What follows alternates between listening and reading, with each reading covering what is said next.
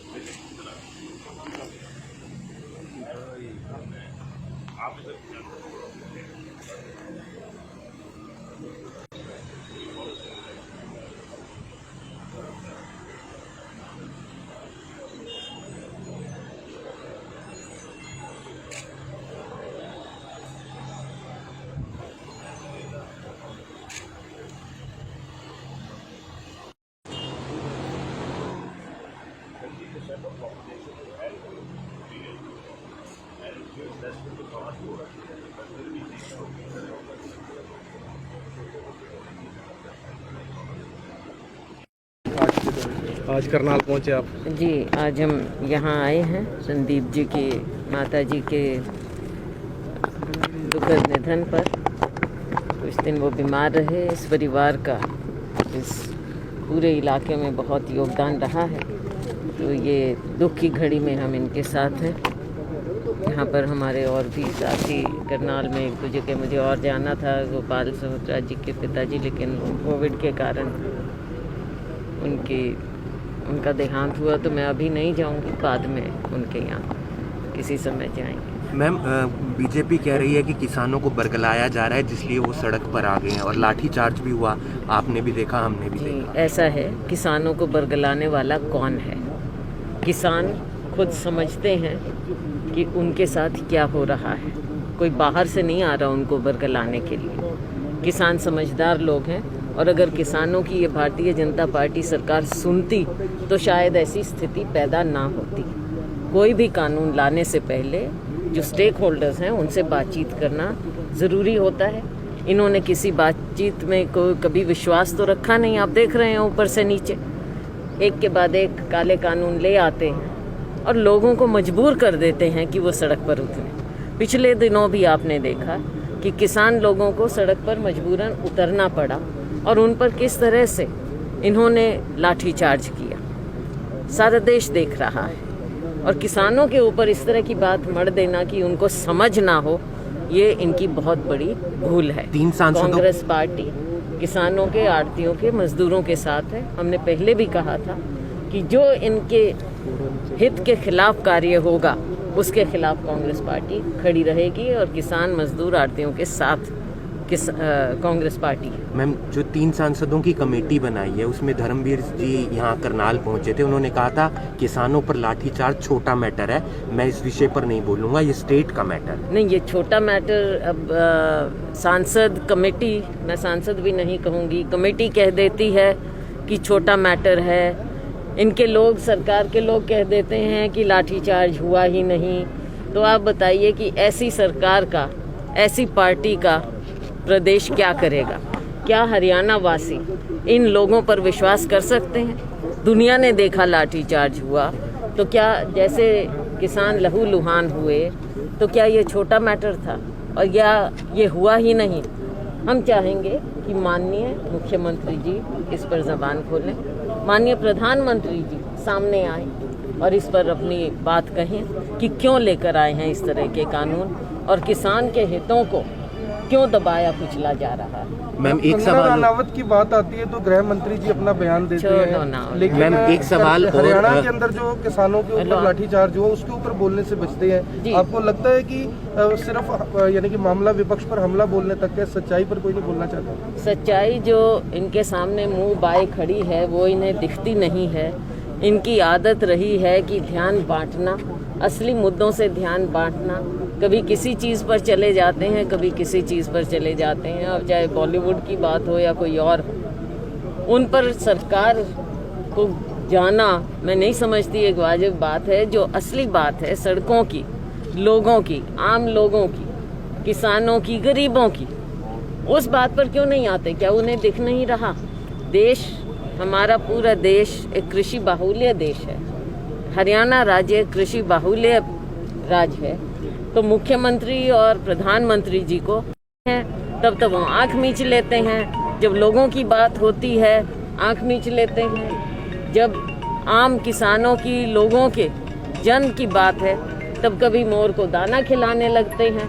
तो ना इनको हमारी अर्थव्यवस्था जो बिल्कुल नष्ट हो चुकी है वो दिख रही है, ना हमारे किसानों की बदहाली दिख रही है, गरीबों की बदहाली, आड़तियों के, ये इनको दिखता नहीं है।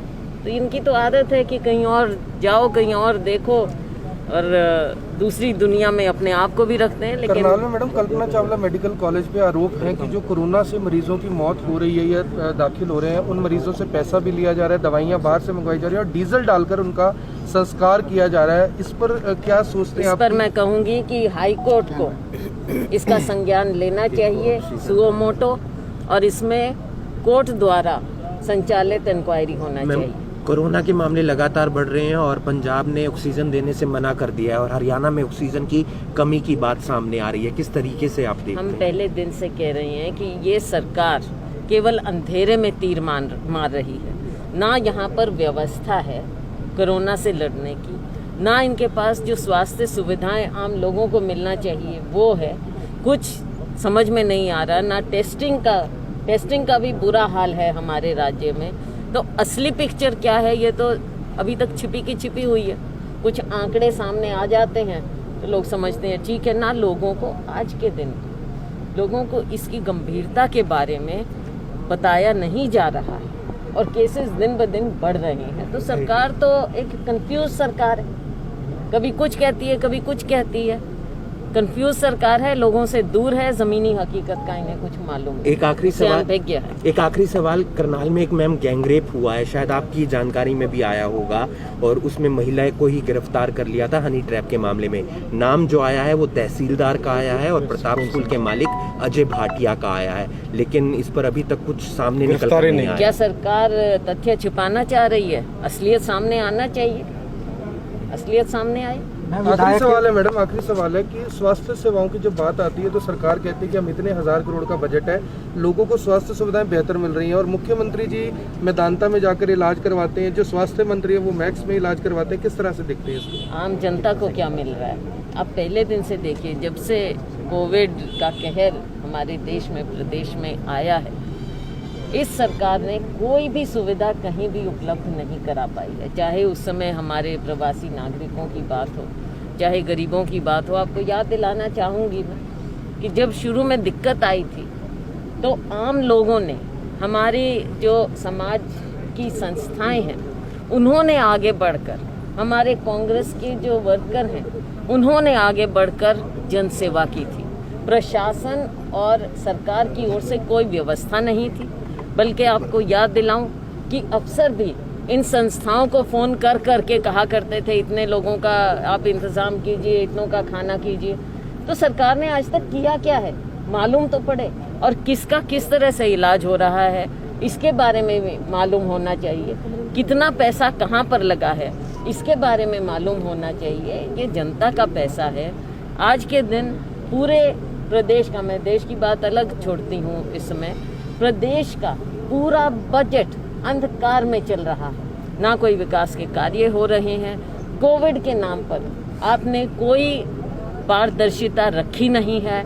आम जनता को मालूम नहीं है कि उसको स्वास्थ्य सुविधाएं कहाँ से मिलेंगी। आम जनता को मालूम नहीं है कि विकास के कार्य कैसे होंगे। जो गरीब लोगों के लिए स्कीमें आई थी उनका कुछ मालूम नहीं, मनरेगा का कुछ मालूम नहीं।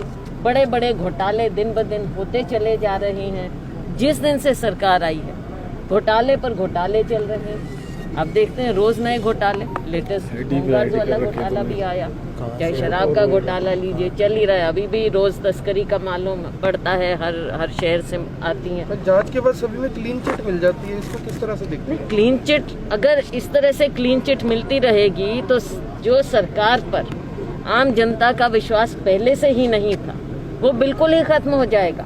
ये तो ये कहना हुआ कि मर्डर हुआ और कोई कातिल ही नहीं है, ये तो इस तरह की बात हो रही है सरकार में, तो लोगों का विश्वास पहले ही नहीं था, फिर तो बिल्कुल उठ जाएगा। शुक्रिया मैम। कांग्रेस की प्रदेश अध्यक्ष कुमारी सैलजा आज करनाल पहुंची। पूर्व मंत्री स्वर्गीय सुरजीत मान की पत्नी कौशल्या मान के निधन पर शोक व्यक्त करने के लिए वो करनाल पहुंची, लेकिन जब उनसे किसानों पर हुए लाठीचार्ज के मुद्दे पर सवाल किया गया तो उनका कहना था कि किसानों को बीजेपी सरकार दबाने का प्रयास कर रही है। वहीं एक मंत्री का कहना है कि किसानों पर लाठीचार्ज हुआ ही नहीं है, वहीं एक सांसद का कहना है कि ये छोटा मैटर है। ऐसे में कोई भी अगर योजना किसानों के लिए आती है तो उस पर किसानों से पहले बातचीत करनी चाहिए और फिर वो चीज़ लागू करनी चाहिए। कांग्रेस की तरफ से साफ कह दिया गया है कि इन 3 अध्यादेशों को वापस लिया जाए। वहीं कोरोना के मामले लगातार बढ़ रहे हैं और ऐसे में जब इस बात पर सवाल किया गया कि प्रदेश में ऑक्सीजन की कमी हो रही है तो कुमारी सैलजा का कहना था कि सरकार अंधेरे में तीर मार रही है। आम जनता को पता होना चाहिए कि पैसा कहाँ लग रहा है और पैसा जो आ रहा है कि क्या वो स्वास्थ्य सेवाओं पर लग भी रहा है। आगे अब देखना होगा कि सत्ता पार्टी कुमारी सैलजा के इन सवालों का जवाब किस तरीके से देती है। करनाल ब्रेकिंग न्यूज़ के लिए करनाल से हिमांशु नारंग।